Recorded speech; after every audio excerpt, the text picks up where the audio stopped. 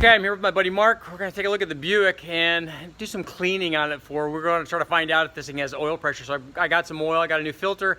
Hopefully the filter fits. Hopefully they gave me the right one at the auto parts store. So here's the Buick. Let's take a look at it. You can see there's evidence of sitting for long periods of time.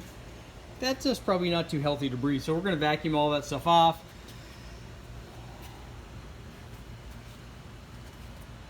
Take a look around. Oh yeah, somebody's living here, having a party.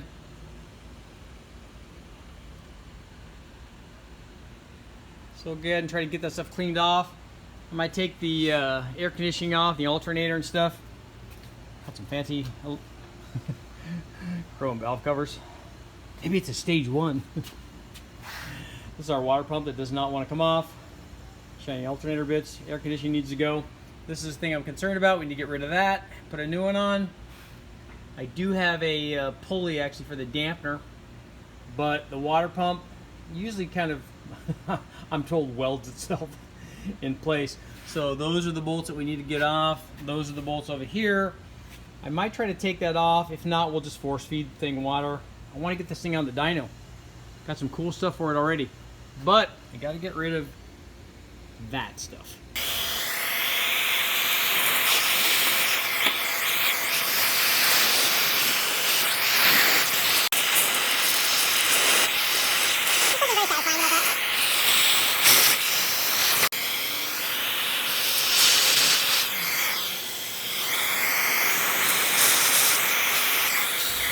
Well, it does have oil in it. I don't know if that's good or bad. All the oil will strain out. Replace the filter, put a new one on. Put some oil on it. Yeah, put some oil in her. See what happens.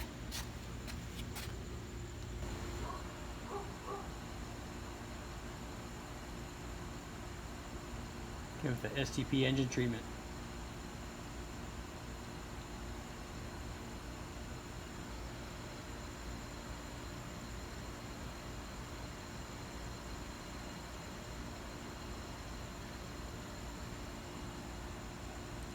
Good to the last drop. So now we're putting in an adapter fitting for our oil pressure. I'll put a gauge on here.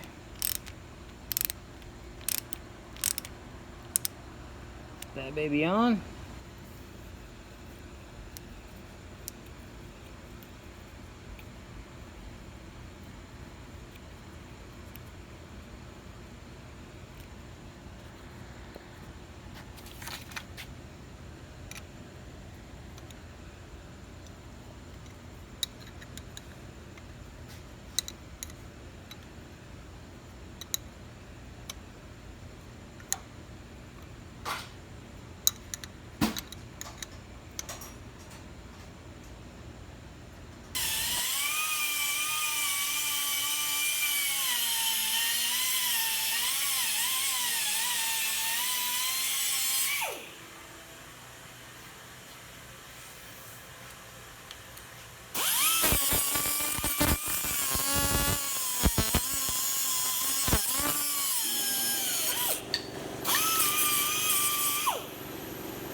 Fashioning a shiv. This is going to be a Buick elbow drive tool.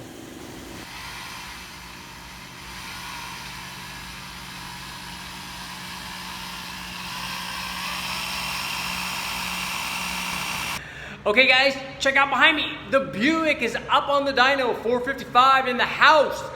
I want to give you guys a little behind the scenes on what it takes to get this thing ready, show you some of the opportunities that I had to overcome to get this thing up and running, because the problem is it's not a big block Chevy, it's not a small block Chevy, and that while that makes it cool, it also makes it a little bit more problematic to actually get it up and running. And I'll show you some of the things that we had to put up with. Last night we went through, getting oil in it and checking to make sure that it actually had oil pressure, that the thing would spin around and it wasn't locked up, and all the normal things that you do when you get a used or junkyard motor. And we want to find out, is it a runner? So why bother even putting it up if it's not going to turn around, it's not going to have oil pressure and that stuff. So let's go through some of that stuff. Let's check it out, and then hopefully tomorrow I'll have some dyno runs for you. Okay, let's check out some of the things that we're going to go through just to get this thing running. This is all kind of normal stuff, especially for motors been sitting for a long time, it's moved around. So we're obviously, we're probably going to change the plugs. Although these don't look too bad, with the exception of this one. So yeah, that's going to be a problem.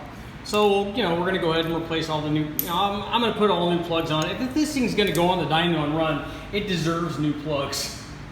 One of the other things we often have to go through is getting clearance for the exhaust. Now this has, as you can see, the factory exhaust manifold on it. It's got a little bit of clearance in there for something that has to fit in the chassis.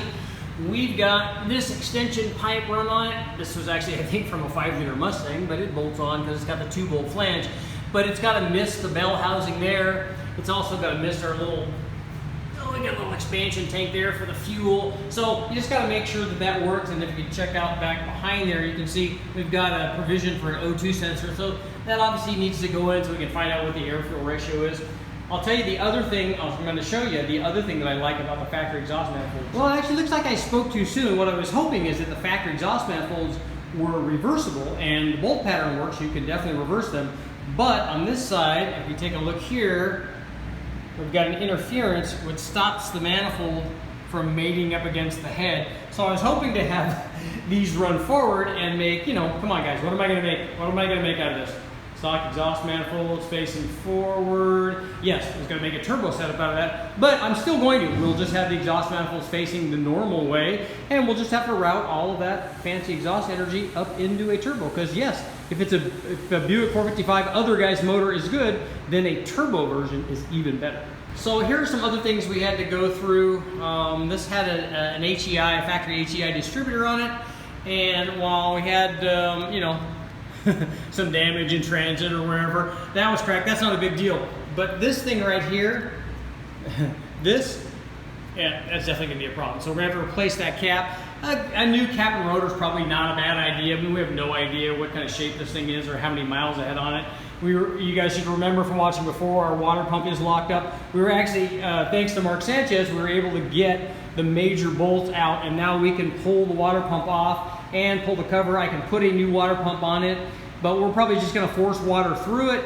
But it's nice to be able to get the front cover off because I'm gonna have to do a cam swap because I've already got some comp cams here that we wanna run. You can also see in order to run this thing, to mount it up on the dyno, mounting it to the bell housing, that's not a big deal. But we had to make our own custom motor mounts here because I didn't have the factory motor mounts on this motor. Not a big deal, just some L angle, attached to the mount for the dyno. Pretty simple stuff. We use that for a lot of different ones where we don't have the factory mounts, and it works good. So here was another interesting problem or opportunity. We've got this manifold set up to accept a quadrajet, and lucky for us, the guys at Westech had an SMI, Sean Murphy Inductions quadrajet sitting around that we could test, which was cool. But look what happened. So we put the quadrajet on. If I can hold my camera and put the quadrajet on. So we put that on, and that's all nice, except for this right here. Our linkage hits the intake manifold. So how do we solve that? Well, the easiest way to solve that would be we could do it one of two ways. One, we could put a spacer on it and adapt it right away to a Holly, but I want to run a quadrajet. So what we can do is we stack spacers or stack the gaskets on it. So then when we stick our carburetor on there, I'm holding the phone and doing the carburetor swap here. So we put the carburetor on. Now we've got clearance for our throttle, which is super cool. But now we also have an issue with the bolts that hold the carburetor on, but that's not a problem. Another opportunity. We cure that with a little bit of all thread here. A little bit on both sides. Put that in, screw it in. Got our washers and stuff here for this.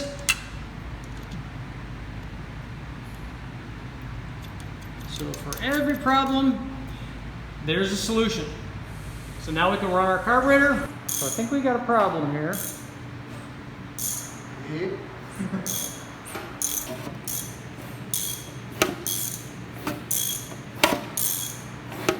Yeah, so you can see the pan flexing there. Not good.